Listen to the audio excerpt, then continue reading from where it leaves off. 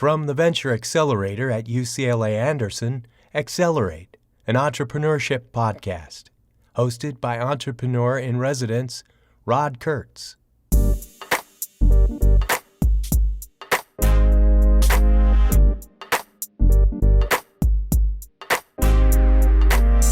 Is now the perfect time to turn a passion into a business? Welcome to Accelerate, a new podcast from the Venture Accelerator at UCLA Anderson. I'm Rod Kurtz, entrepreneur in residence. It's easy to forget, but industry giants like GM, Disney, FedEx, and Microsoft all started during tough and uncertain times. More recently, Uber, Airbnb, Square, and countless others. Yeah, we're navigating some uncharted waters right now, but entrepreneurs at all stages, from startup to fast growth, are forging ahead. During my own college days, I had the opportunity to take a course with a Pulitzer Prize-winning journalist, and his advice to me then, which I've carried with me ever since, was this: find something you love to do, and then get someone to pay you to do it. That's why most entrepreneurs set out on the voyage. My two guests today are perfect examples. Theo Lee is the co-founder of KPOP Foods, a Los Angeles maker of Korean sauces and snacks. Theo is a Double Bruin, earning both his undergrad degree and MBA at Anderson. During a career in the banking world, Theo kept thinking about his passion for food, fueled by so many great family meals during his childhood. He finally decided to pursue it as a business. Chris O is a celebrity chef and restaurateur, founder of Seoul Sausage Company, winner of Food Network's Great American Food Truck Race, and on and on. He's kind of a big deal. So it's not surprising that he and Theo connected early on. Guys, it's great to see you. We're sort of new pandemic friends. This whole situation brought us together. Theo, I'll start with you. Just, the elephant in the room. How are you doing with everything going on with COVID-19, and how has it affected both you personally and with the business? First off, thanks for having us, Rod. Jumping right into it. COVID's obviously, we had a pretty big setback yesterday, I think, but I think a lot of people saw it coming. Overall, I'm very fortunate to be healthy. Friends and family are all healthy. I think, thus far it's been okay, as best as can be. As far as the company goes, we've actually been one of the odd ones, I think, that we've been doing really well during this time. I think we were growing really fast. Almost not too fast, but we were growing really fast and we were losing track of stuff. And so COVID was sort of a nice time to sort of step back, reset, re-strategize. And our team did an amazing job of rethinking about how to attack things with COVID, in the new normal. And I think, we've got a lot of fun things coming up soon. And so we're excited. That's great to hear, and glad you're safe and well. I think that's a common refrain I've heard from a lot of entrepreneurs I've been talking with. Our first guest on Accelerate, Rob Dyrdek, talked about similar, how this was a time to sort of check in and circle the wagons and address some issues that in normal boom times you weren't able to. A CEO friend of mine has sort of been preaching this refrain that now is literally the time that you can imagine and reimagine everything. And it sounds like you guys are doing it, and glad you're taking in stride. Chris, what about you? What has this been like? Well, first, thanks for having us on. But to tell you the truth, I'm a restaurateur. I have restaurants all across the country. They've been shut down for months, and I cannot be more happy than I am today. Why is that? Like this pandemic has definitely,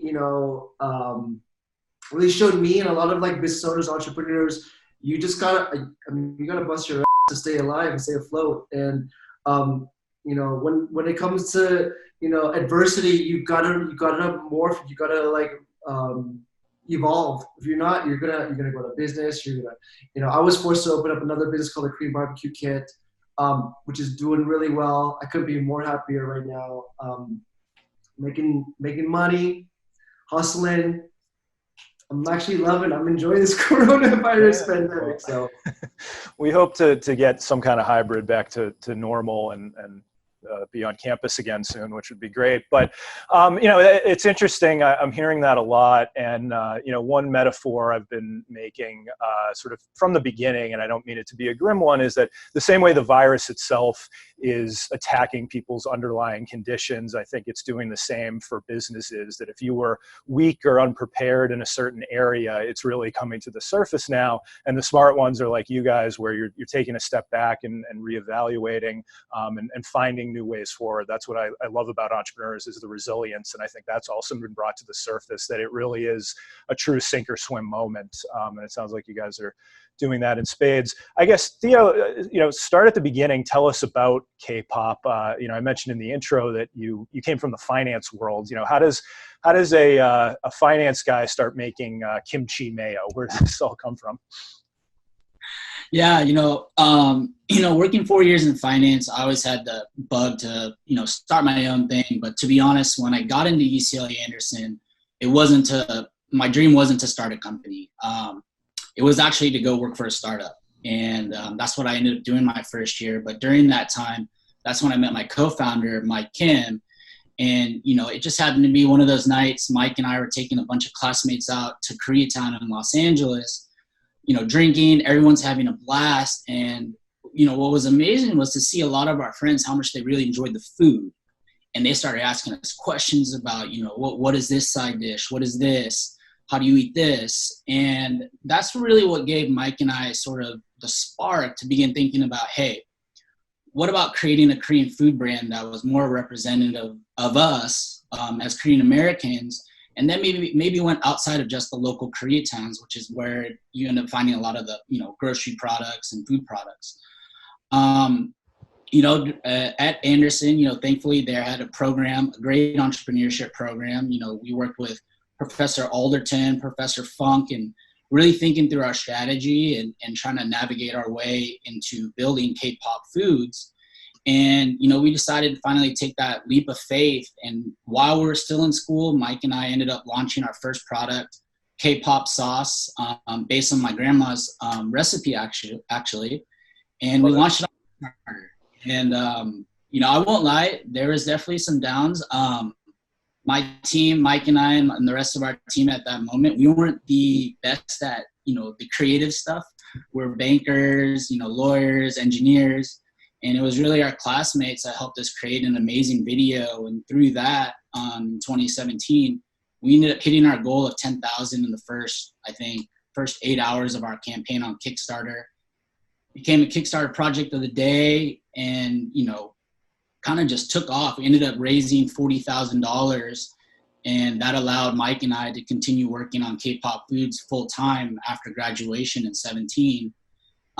And then in 2018, we kind of realized, hey, like, if we're going to really be serious about creating a food company, we need someone that knows food really well. I came from investment banking. I can't rely on my grandma to make everything. And we couldn't keep bugging our moms. Mike was bugging his mom for recipes and things. And it was when we were doing research that we kind of, we had heard about Chris. He was up and coming. He'd already been there. And what we liked about Chris was his branding, his energy. And that was kind of very representative of what we wanted to build with KPOP Foods. Literally reached out to Chris on Instagram.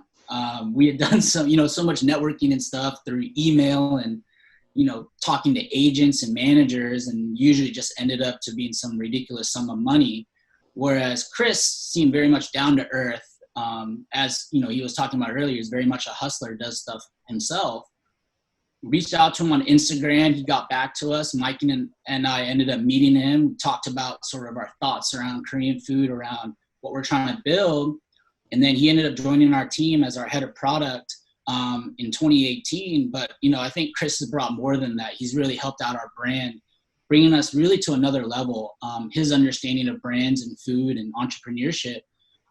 He helped us launch our our three sauces, kimchi mayo, honey glaze, and triple X sauce. He, got KPOP Foods into Coachella. He's been there sort of for the full ride and really helping us on the branding, our packaging. And, it's sort of been taking off since then. We're dominating online, and now we're really hitting retail hard. And I'm sure I'll get into it a little bit more, but it's been a really fun ride, and we still have a long ways to go. But I think we're all really happy where we are right now. I love all aspects of that story, and including the fact that you guys came together on Instagram. And I think that's a perfect example of how, companies need to think creatively about networking and communicating now more than ever, when we're all largely at home on our screens, scrolling and scrolling and scrolling. You never know. It only takes one to say yes. And I love that you guys came together. I also love, and I'm just as a quick follow-up, I hope you can speak to it. I love that you came into Anderson not thinking you were going to do this. We certainly have plenty of undergrads and grad students, and accelerator students coming in with a clear vision for a startup, but you didn't. What was it about the Anderson environment that convinced you could and should do this? Throughout my time at Anderson, I really learned, number one, to network and learn from other people's experiences. And I think that helped me a lot when we first started KPOP Foods, but learning about people, like different work environments, coming from finance, it's very dry, or, it's just a lot of numbers, number crunching, there's no marketing, no content. I remember thinking back then, hey, looking at a company, why are they spending so much money on marketing? What are these guys doing? This is not a good idea.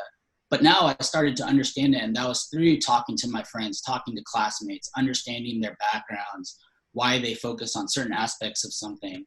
And that networking kind of continued on. And it's something that Mike and I really emphasized at our current company, is to always network, always to reach out to people and to learn. When we first started KPOP Foods, when we were building out our strategy of whether we should just go straight to retail or think about online, it was, the learnings that we got from talking to other CEOs of other startups that helped us understand that. And I think, coming back for full circle, if I jumped straight from finance into starting KPOP Foods, I think it would have been very different, maybe even a failure right off the bat. Mm-hmm. I learned a lot from working at a startup. I was able to take a lot of learnings away from it, how to run a company, how to build a culture. And I think that's been a big part of my ability to sort of manage the company. It's my first time being a CEO, and I think I took a lot of learnings from that. That's so great to hear. Chris, over to you. Your resume could have taken up the entire intro. You've done so many ventures, but give us a sense of where you started in all this, and sort of on the flip side, what was it like to get that inquiry from Theo over Instagram, and what was it about him and K-pop that made you come on board? Well, first of all, it was all by chance, and the reason why I even replied to the message was the name, just the brand itself. It was KPOP Foods, and I was already immediately intrigued. So I can tell you right now, Theo had messaged me on his personal Instagram, I probably wouldn't even reply. But the fact that he, him and Mike spent the time, really thoughtfully thinking of the name KPOP Foods. I was like, I gotta check this out. What's going on? Obviously clicked on it. Realized it wasn't spam. And we immediately gravitated towards each other. Like Theo said, I'm super chill, super down to earth. I like to partner with brands that, one, I can relate to, two, that I can work with and just get along ultimately. I'm not gonna lie, Theo is a business partner, but at the same time, we can go have a drink at a bar and have a blast, So, I really feel like with any kind of business relationships, you got to have, both, the professional manner and at the same time have some type of social manner, because if you're going to do this together, you might as well be, 100% all in. So. Love that. As a follow-up to that, I'm wondering, because it's a question I get, and I sort of know people on both sides of the fence. As a celebrity, as an influencer, as someone with a solid following, what would be your advice to people who want to reach out over social media? What do you find you're most receptive to? It's just a numbers game. Just go. Just do it. It's it's so much easier to communicate with people nowadays. I'm older. We used to you'd have to actually go up to people, or make cold calls and this and that. Now you can easily just go on social media and just direct message these people. So, you have that access to all these resources that, me growing up never even had. So it's just a numbers game, just like it's like Theo did. Like he probably reached out to a lot more famous chefs before me, and then he's like, and he got all these no's, and he's like, oh well, Chris said yes. So and I mean, look what happened. So it's just it's just a numbers game. What's the worst that can happen? They just say no, or they just don't reply at all, and just that's it. Yeah, no big deal. Well, my grandmother used to have an expression, go to try school. It never hurts to try. So that information resonates more than ever. Theo, over to you. You mentioned that, this crazy time we're living through, it has been a time for you to sort of rethink and reimagine some stuff and kind of take a drone view of the company. What was your day-to-day prior to all this, and how has it changed, and how have you been managing? Because I think a lot of startups at the accelerator and beyond are asking themselves those questions, especially as early stage companies at the accelerator. They're not quite sure what to do. I mean, none of us are, but especially at the early stages of a company, I'm telling them, to kind of stay on their path and play their game and do all the things that they probably would have and should have done even during normal times. But I'm wondering what it's been like for you, the fact that you're out of the accelerator now and at slightly more advanced stage. Yeah, I think it's pretty interesting. I think, when I talk to other entrepreneurs, especially when they're first starting out, I think a lot of people spend a lot of time building these financial models, these very in detail marketing plans. Whereas, I kind of told them, hey, you know what, you should put a lot of thought into it, but you got to go out and do it. You're never going to actually learn or really truly understand what it's like to run the business until you actually launch. But, thinking about pre-COVID, Mike and, our marketing team and, our e-commerce team, they were moving at an incredible pace from probably back in October through February. We were growing to numbers that, we had never even imagined that we'd be growing that quickly. And when you're sort of in that sprint, you're just losing track of everything. You're just like in there daily operating. And during that time, we were very fortunate to get some new investors on board, a venture fund, Primer Saze, that really believed in what we were building. But the problem was that we didn't really have time to even strategize or think because we were just so focused on Amazon and making sure things were just growing. When COVID sort of happened, it allowed our team to sort of keep that sort of momentum, that energy, that tenacity, but to drive it towards strategy and taking a step back and really thinking, all right, what are we doing? How can we be better at it? How can we optimize? How can we change processes? And it was also during this time that we were able to sort of really develop our retail strategy. Obviously with COVID, a lot of grocery stores that we were targeting and in conversations with had to take a step back and say, hey, we got to just focus on the essentials, toilet paper, hand sanitizer, paper towels. They weren't looking to bring on new products because they had lines and they were running out of product. That allowed our team to really sort of take a step back and really strategically think about, okay, what are the best markets for us to enter? How are we going to do this? What's the right pitch? How can we optimize even more efficiently online? Are we doing everything correctly? And I think, for about 2 weeks, we were able to really dig into that and develop, instead of just a 1 month sprint, we were able to sort of develop a 6 to 8 month plan that we could sort of follow along, which is what I was talking about earlier. In the beginning, I was like, just go, go, go, go.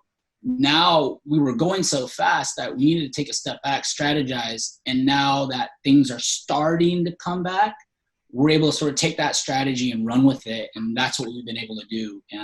We've been growing in grocery stores. I think pre-COVID, we were maybe in about 50, and we're now probably in about 250. So we added about 200 stores. It's doing really well, especially in the Midwest. And, I think COVID in many ways, allowed for this to happen. I think that's a really important takeaway. And I think it's something I've been preaching from the beginning, and I'm hearing more and more entrepreneurs say it, is that this can be a time for growth and certainly a time for self-evaluation and reviewing what you've been doing prior to this. So I love that you sort of took it head on and took it in stride. Chris, I'm wondering for you, you mentioned, obviously restaurants have largely gone away from your day to day, and you seem like you've embraced the times as well. But what is day to day looking like for you? What's changed? And I think more importantly, what pivots have you made that you think are here to stay? I've heard this, now 4 months into it, that entrepreneurs, things that they were forced to do, they actually realize are good for their business. And, whether it's a new division or a new product or a new outlet you're selling to, there is some good that's coming from this. I'm wondering, how has life changed for you, and what are you embracing about it? Well, I mean, my day-to-day pretty much revolves around, making banana bread every morning, putting on it. And then hopping on this Peloton. I was going to say, I see you at the home gym there. Yeah. No, but look, at the end of the day, the restaurant industry was one of the hardest hit industries during this whole, COVID process or pandemic. I mean, we're still learning, we finally feel like we're to a level where we're comfortable, and then we get shut down again. Governments are forcing us to limit our seating and this and that. It's just. I mean, to be completely honest with you, it's frustrating because this is something that we've never experienced before. Two, the restaurant industry. I mean, in my opinion, it was a very flawed industry to begin with, even before this pandemic. And what this pandemic has really done has really shown, how flawed the industry is. Like you see these restaurants just are never going to reopen. We operate on razor thin margins to begin with. It was always money in and money out. And it was just, I don't know. It's crazy. We're still learning. I'm really thankful that I have such a great team in all my restaurants that we are still open. We are still moving. My restaurant in San Francisco, we were 95% dine in. Now we're 95% takeout. It's just like we're just on this complete learning curve. Hawaii just reopened. We're going full fledged. We had to learn about social distancing and taking people's temperatures and sanitizing this and that. It's something that this is definitely the new norm. A lot of people say now, this is going to go away. We're going to go back to normal life, but like you guys all say, this is the new norm. We just got to keep evolving and figure this out, because a year from now, it's the way I see it is the restaurant industry will absolutely not be the same. The people that are really going to succeed in this industry are people that are going to be able to, evolve and really be pioneers in new ways to dine, really. Yeah, and I think you're seeing that, here where I am in Santa Monica, they've closed off 2 lanes of traffic on Main Street to open these, outdoor cafes essentially. And I was down there over the weekend, and it was just so great to see, people out being safe, restaurants getting creative and being resilient. I'm totally with you on the industry. I have friends in the industry and clients in the industry.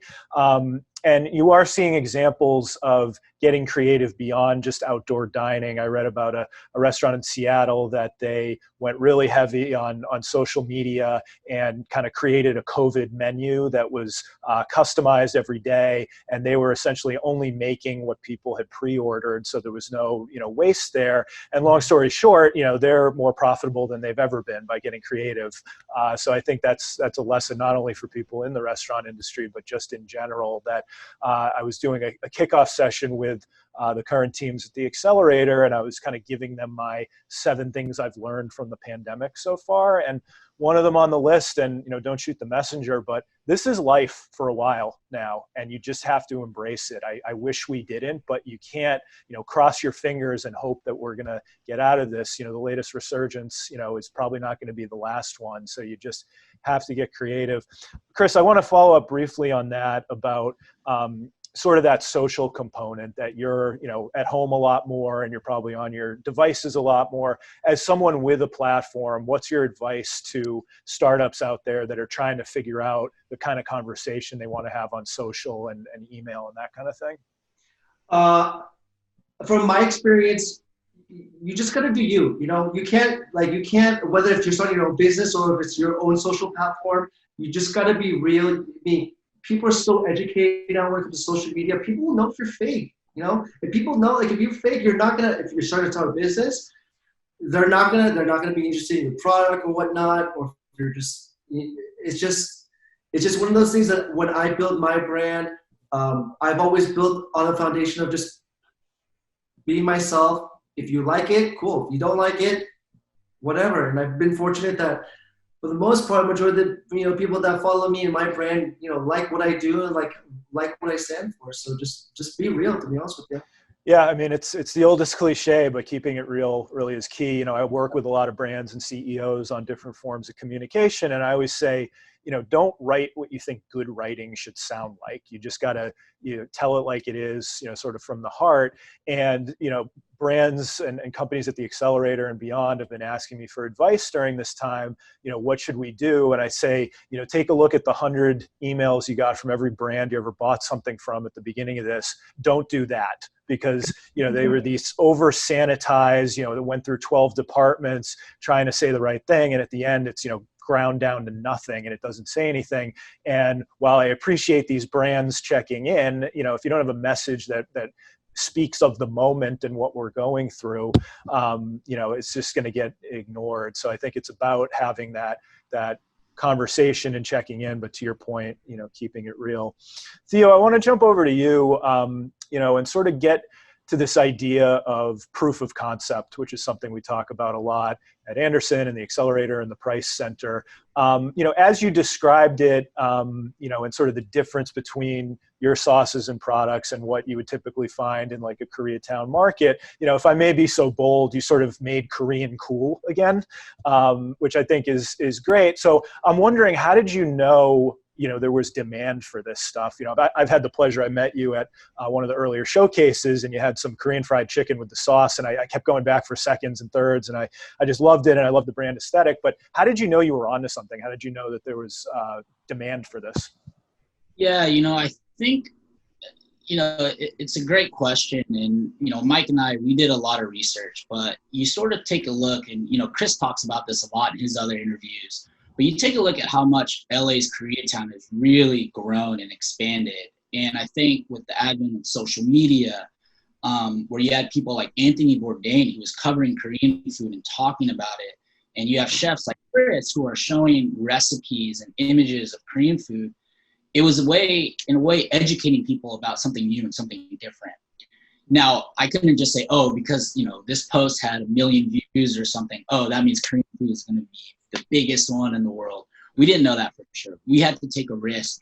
We thought we knew the numbers. We thought, we did a ton of research to understand the market, talking to CEOs and industry specialists. But, Kickstarter was really our way of understanding, okay, is our branding, is our approach to this going to be right? And, I think a lot of people focus on Kickstarter. They focus a lot on the product. Obviously, you hear stories of Kickstarter, a lot of companies raising, maybe even millions, but not being able to deliver the product. For us, it was also about the brand. Are we presenting ourselves the right way? Are we still telling our story? Are we engaging with the community? And I thought that the Kickstarter community would be a good gauge for it. And Mike really was the one that led that effort. And to be quite honest, it wasn't just Mike and I, this is before we had met Chris, that came up with it. It was really our classmates. A lot of business schools will talk about, the collaborative environment, but we really benefited from Anderson because of our classmates. I remember we were having a brainstorming session, and, we're pretty poor in business school. We haven't been working. You got savings account, but Mike and I were putting it towards KPOP Foods. And so all we were able to offer was lunch. And then all of a sudden we had 10 of our classmates show up to this 1.5-hour brainstorming session amidst while they're trying to do recruiting and everything. And they were really the ones that came up with some of the amazing ideas that really helped take our Kickstarter video and our brand during that time to the next level and helped us get to where we needed to go. Kickstarter was a big proof of concept. That helped us, eventually engage with investors and begin raising money. I think that when we began selling nationally, a couple months later through our website and through Amazon, we got hit in the face pretty bad. I remember we put up our product on Amazon, and I think that first week, we sold like 3 bottles of sauce. I remember when Mike and I were staring at each other like, dude, we really messed up. This could be pretty bad. But, at that time we had just brought on an intern who had done a ton of research, and he was like, hey guys, you guys trust me to take a shot at the Amazon page? We're like, yeah, go for it. That week, we sold out of our entire inventory. He literally took the whole page. It was incredible. And now he's off, in another career, but he's doing really well. And, I think for us, we're still trying, we're always trying to push that market, trying to improve it. But, I think having someone like Chris come on board and join our team was a big proof of concept in itself. Chris has a really big brand, and for him to take a shot with, someone like Mike and myself at that point in time back in 2018, we were really, still just a vision and idea. But him joining us gave us a lot of credibility and gave us a lot of confidence that we were onto something. And so, we just kept building, kept going. And the rest is history, as they say. No, I love hearing these stories about how organic it was on campus, where, you're having this lunch and building a brand in the process. That's exactly, what we're going for with conversations like this and throughout the accelerator and the school. Chris, full disclosure, one of the things I'm missing more than ever during this time is Korean barbecue. I've got a great place in the valley where I always go with a big group of friends, and the idea of sitting in a group of 10 grilling meat in a crowded restaurant is hard to imagine after all this time at home. But what is it about Korean food that resonates with people so much, as someone who's on the business side of it, but also as a chef? What is it that drives this following? Well, I think the number one thing is really, as much as I don't want it to be, it's Korean barbecue. Okay. That's one of the dining experiences, the unique dining experiences that no other culture really has. Because it's an experience. When I take people to Korean barbecue for the first time, they're hooked. It's just. I mean, everybody knows. It's just like this amazing experience where you come, you sit down, they put all these amazing little side dishes of just like kimchi and pickles and everything, and then right in the middle is this giant hole in the table with charcoal, and you're like, wait, what is this? They bring you out this like platter of just raw meat, and you're just like, what the hell is going on here? And you cook it, and it's just like this experience. Like, obviously me being Korean and knowing about this and growing up, like, it's just whatever. But imagine somebody that had never seen it before. It blows their minds, and that's really where I think Korean food kind of got its stepping stone into like being more mainstream. Chinese food had their moments. Japanese food had their moment with sushi. It's like I feel like Korean food has been having their moment. Thankfully from Korean barbecue. That's why I tell people, look, if you love Korean barbecue, you're really gonna love the other foods from Korea. We have soups and noodles and this and that, and it's pretty damn good, You're making me hungry as you talk, and I wish we could be back, and we will be at one point. But as a follow-up, kind of along those lines, Chris, we're communicating more than ever in a way. I joke that we're new pandemic friends. We've never met in person, but we've come together for this conversation, which is great. I appreciate that. You're like ET with the finger there. But what are we missing by not being able to share meals right now? What do you think it's doing? Not just in a business context, because obviously a lot of business deals and brainstorms happen over meals, but just in general, what are we missing by not having that? I mean, the first thing that comes to mind is fun, really. Yep. I was just talking about this today, actually. It's just like, I just miss just like that.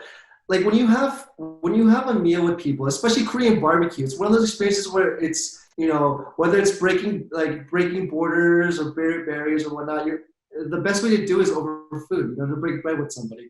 And we obviously it just got taken away from us again, like literally yesterday, or was it today? But it's just that social, interaction.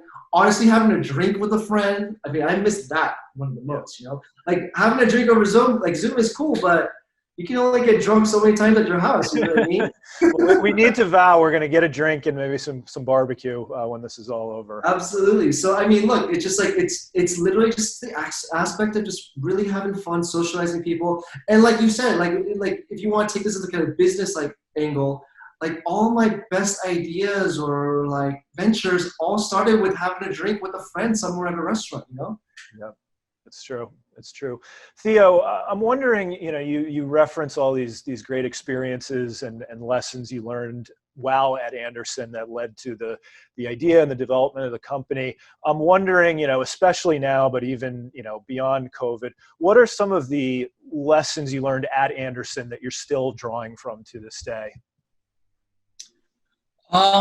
There's a lot. I think back, my experience at Anderson, I think was a little different. I was fortunate, being in investment banking, I felt very good about the quant, the analysis.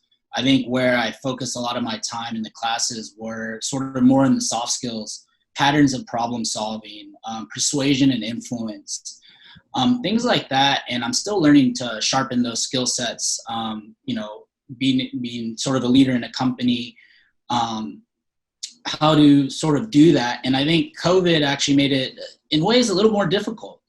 I think it was an interesting point you brought about, communication and how we're communicating more now.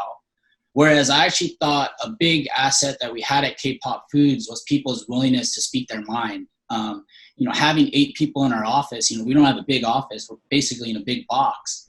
But the value of that was everyone was able to come up with ideas very quickly, and everyone on our team was always willing to share.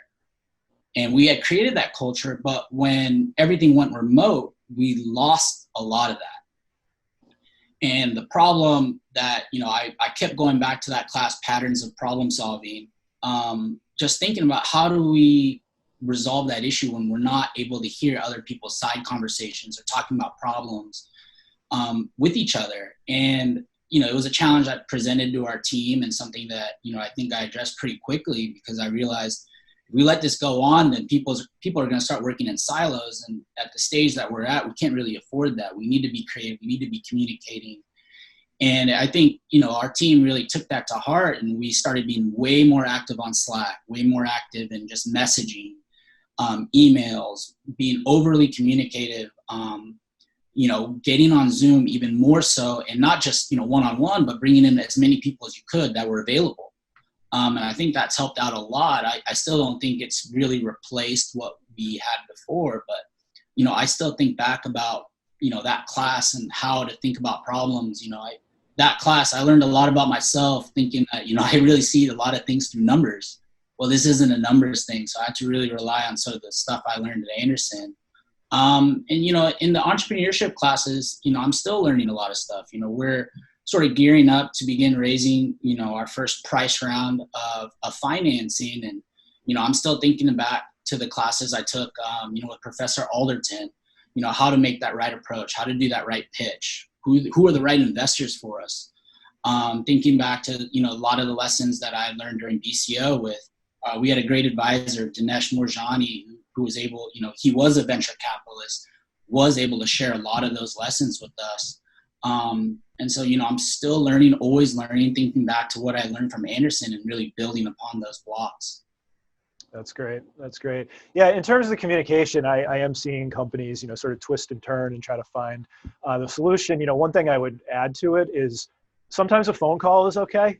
We feel inclined to always be on Zoom, always be on camera, and there is a little more theater to it. You have to, be dressed. And I find some people, just by picking up the phone, in what used to be a phone call anyway, is sometimes more constructive, because you can be taking notes or whatever. You're not performing for the camera the whole time. So I would just add that in. Chris, over to you, sort of a different version of the same question. Entrepreneurs, the successful ones, are sort of lifelong learners. And I'm wondering, what are you learning in real time from this experience as an entrepreneur?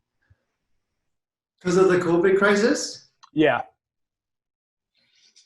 I mean, I'm just learning to roll with the punches on this one, really. I mean, you just gotta, the way I see it is you just gotta, like I keep referring to, you just gotta hustle, really. Because even though there's a lot of negative and a lot of, I guess just a lot of negativity during this whole process and like in different industries and whatnot, but you got to see it. If it's one man, it could be one man's, what is it? What's that word I'm looking for that saying? One man's trash is another man's treasure. You know, there's a lot of businesses going out of business. There's a lot of opportunity too. You know, take for example this thing that I'm doing with this Korean barbecue kits. I took a simple idea, started in my garage. Now, you know, we're doing tons and tons of business. I should have been doing this business years ago, to be honest with you. And I've taken advantage. As much as Corona and COVID has taken advantage of everybody in this world, I've literally taken advantage of Corona and COVID. You know, so I made it kind of like my. Can I say that on this? I think so. I'm not sure I'm just kidding, but no, and a good reminder that we gotta keep our sense of humor with this and kind of roll with the punches, because you know, it's I keep saying it, that unless you're 110 years old, none of us have ever lived through something like this. And in business, in life, there are no rules. And you know, I've been really preaching the human side of this too. I might have mentioned it earlier that, you know, entrepreneurs are human beings first and foremost, and we don't have all the answers, and it's okay to not be okay all the time, and it's okay to admit that you don't have all the answers. We talked about, you know, communication earlier, and I think one of the most important things an entrepreneur can do for their employees, their customers, and even their investors to an extent, is to say we're figuring it out, because there's no roadmap for this. You know, with that in mind, Theo, I'm wondering what's one thing that this situation forced you and KPOP to do that you think you'll be doing on the other side of this? You know, what was a constructive learning that actually is making the business a better business long term? Yeah, you know, I think it kind of goes back to this idea of talking to people and networking. A problem that we were recently, you know, we're learning a lot about, and we're continuing to learn about, especially in the consumer package, especially in food, is how to tackle samplings. You know, pre-COVID, samplings were a huge driver for us to move our products off the shelves. You know, we had a very good strategy. We understood how to do it. But, you know, obviously with COVID, you know, we're talking to our retailers, and thankfully, you know, our team has really taken that to heart, to communicate and to talk to people. We're learning that retailers, you know, they're not going to feel comfortable with samplings until there's a vaccine, right? And so that could be end of 2021. So what that's forced our team to do is to really do more research and to reach out to more and more people outside of just KPOP Foods, but talking to retailers. What are other brands doing? What are some of the ideas that you have as a buyer or representative of the grocery store that you think might work, that we could sort of test out? And, you know, because of that communication, because of our willingness to learn and listen to what these retailers are going through, we've actually come up with 3 or 4 different things that we're testing out just at local markets right now, that we hope, you know, we'll start to gather data and we'll, you know, present it to the retailer and see if it's something that we can roll out on a much bigger scale. But I think that sense of collaboration, not just within the team, but reaching out to our partners and our retailers and really working with them, is something that is going to stick with us a lot going forward, especially as we start to really grow in retail stores and tackle new markets in the South and in the Northeast. And, you know, it's funny because it was a problem. It was a big problem that, you know, we were battling, wrapping our heads around, even as a team internally. And it wasn't really until we started talking to people outside of our organization that we really started to figure out some solutions. Love it. Love it. Chris, what about you? What's one thing you've picked up amid all this that you think you'll carry with you going forward? That I've memorized this banana bread recipe to a T. Back to the banana bread. That and sourdough are all. No, I mean, look, at the end of the day, I mean, just the way I live life, I mean, you just gotta roll with it. You know, you can either lay down and die because of this, or just rise up, become a better person of it. You know, I'm about to have a baby. I'm about to have a quarantine baby, literally like tomorrow. I mean, you really learn a lot about yourself. I have for the last 4 months in quarantine. it's just a matter of like, just looking in the mirror, just asking yourself, like, what kind of person you want to be? What kind of entrepreneur do you want to be? You want to just give up on your business and just blame it on COVID? Or do you want to take this and take this opportunity and really, be innovative and be motivational and just go do something, and just like, I did it, Theo did it, you did it. I mean, everybody did it. It's just like, if we can do it, especially me, I mean, anybody can do it, you know what I mean? So that's what I took. I'm not going to lay down because it's a damn pandemic.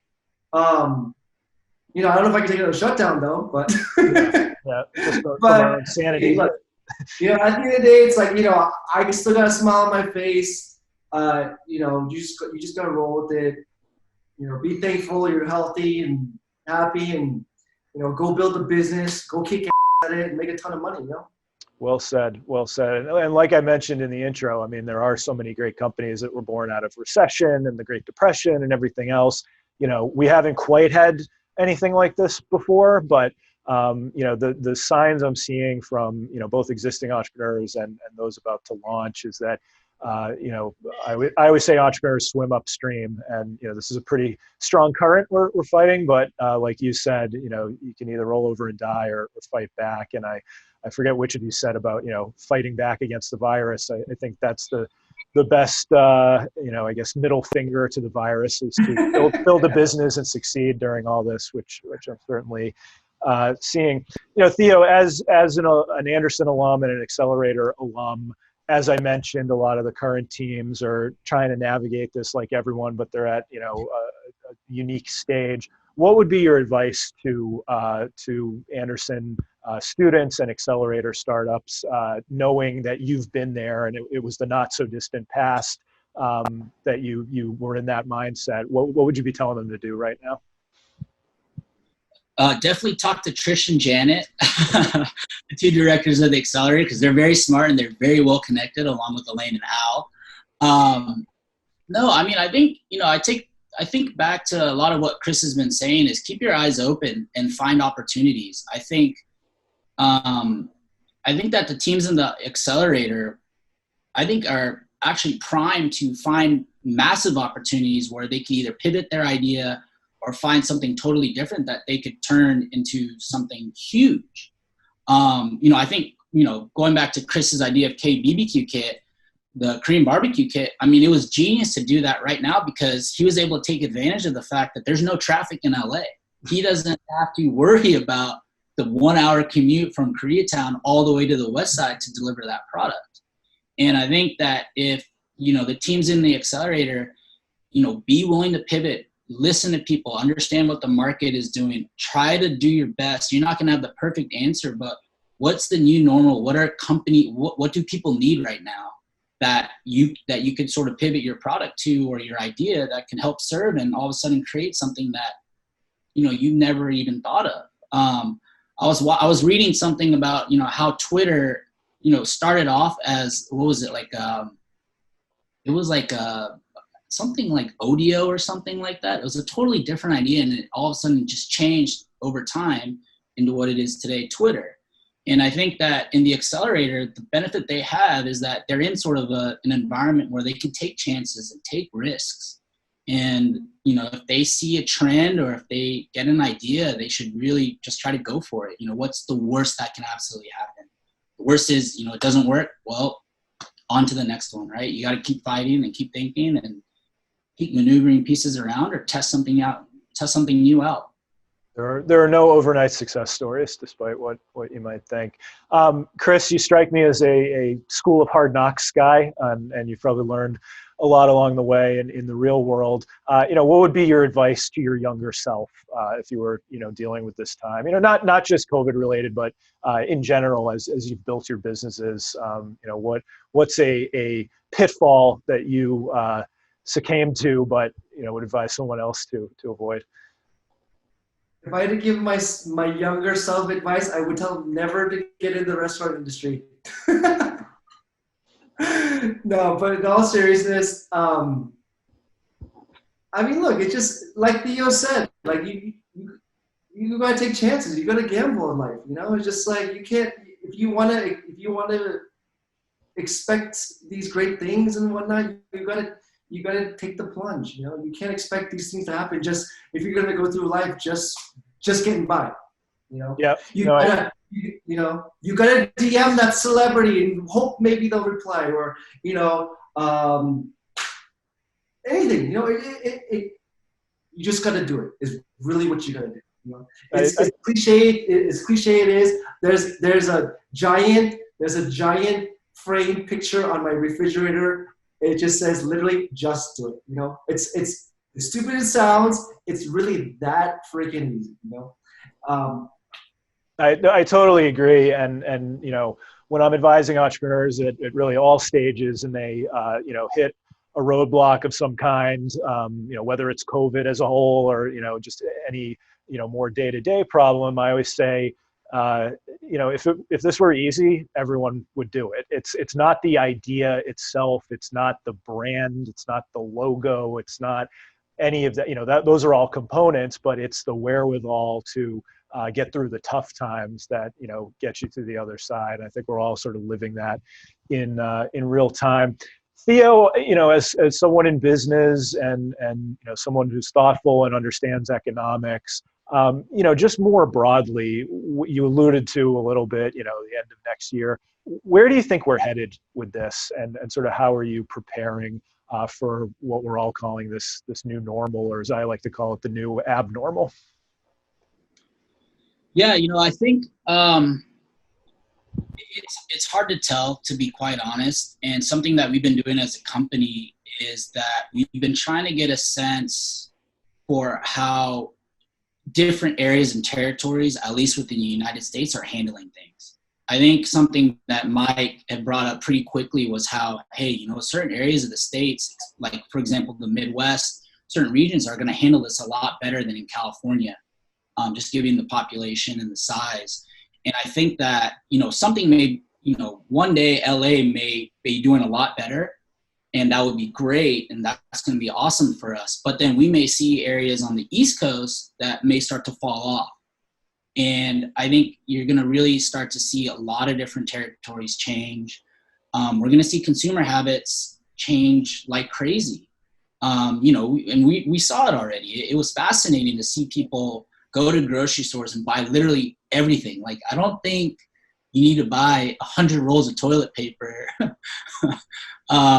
I think it's going to take you a long while to go through all that. But, we got really lucky where we were set up, very structurally and sound on Amazon. We had our ads running the right way, and we saw people sort of that big wave of online shopping hit at the beginning of COVID. Now we're starting to see it sort of level out a little bit. It's going to be really interesting, but I think that there's going to be a lot of interesting companies that come out of this that take advantage of things within the supply chain side.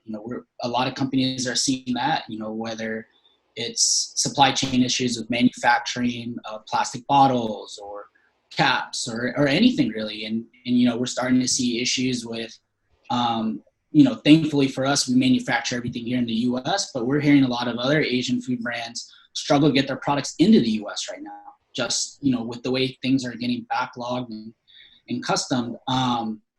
It's going to be a really interesting time. I think we're going to hit through a lot of different waves. I don't know if there's going to be one thing that's going to last forever post-COVID or through COVID. I think it's constantly going to be changing, and it's going to be changing at different paces in different regions. I think the best thing you can do is really just keep your ears open, listen to the market, listen to people, and try to learn as much as you can about how people are handling situations, and try to adapt and see, where you can take an advantage or where you got to come up with a new solution. Mm-hmm. Chris, with a new baby on the way, I know what you have coming up for at least the next few months, and we congratulate you in advance. But what's on your radar as the second half of the year approaches? Most importantly, try to get rid of this quarantine 15 that I gained, for sure. That's what the Peloton. Banana bread is biting me in the ass now. Yeah. No, but look, obviously, expanding KPOP Foods for sure, because, Theo's being a little modest, but we got a winner with this company, man. Like we're crushing it. We're killing it. and we want to really corner the market because we really don't have a competitor out there. So we want to just drive this thing and like smash it and crush it. I got the baby, obviously. I got my restaurants I got to try to reopen. I got a lot of stuff I got to do, but I can't complain about any of it. Yeah, that's pretty much it. Well, that's great to hear, and I look forward to continuing the conversation. But that's one more thing. I heard Theo is like a celebrity in the Anderson world. He is. That's why he's here. So he. Thanks to you. I need to get his autograph at this. I need to get his autograph now. Love it. All right. We all know who the real celebrity in this call is. So. Awesome. Well, guys, I really appreciate your time and the sound advice and the candor. It's exactly the kind of conversations we keep having at Anderson and the Accelerator throughout all this. So I want to thank our guests, Theo Lee and Chris O from KPOP Foods. And thanks to all of you for joining us. I'm Rod Kurtz. Stay safe. Stay well. This podcast is produced by the Price Center for Entrepreneurship and Innovation at UCLA Anderson. Learn more about the Venture Accelerator at UCLA Anderson by searching our hashtag UCLA Entrepreneurs or visiting our website anderson.ucla.edu/accelerator.